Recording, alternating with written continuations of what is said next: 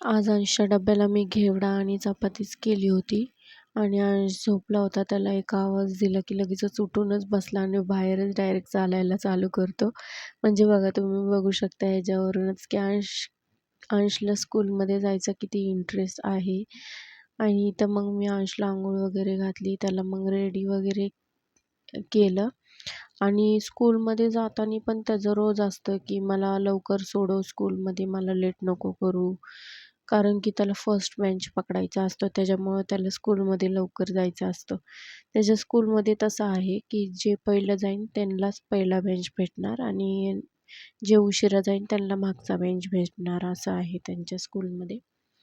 पण मी अंशच्या मिसला सांगितलं होतं की अंशला फर्स्ट बेंचवरतीच बसवा, पण तरी पण त्याच्या मिसने तसं त्याला नाही केलेलं. आता मी परत एकदा स्कूलमध्ये जाणार आहे त्याच्या मिसला सांगायला की अंशला फर्स्ट बेंचवरती बसवा म्हणून. कारण की मी सकाळच्या वेळेस सोडवायला जाते ना, त्यावेळेस ती प्रेयर वगैरे चालू असते, तर कोणते मिस वगैरे बोलत नाही. त्याच्यामुळं मग म्हटलं की एखाद्या दिवशी तर जाऊन येईन मी स्कूलमध्ये बोलून. इथं अंशची सकाळ सकाळ मस्ती चालली होती आणि नंतरनं मग मी अंशला स्कूलमध्ये सोडवायला गेले. तर अंशचे पप्पा त्याला घ्यायला जातात.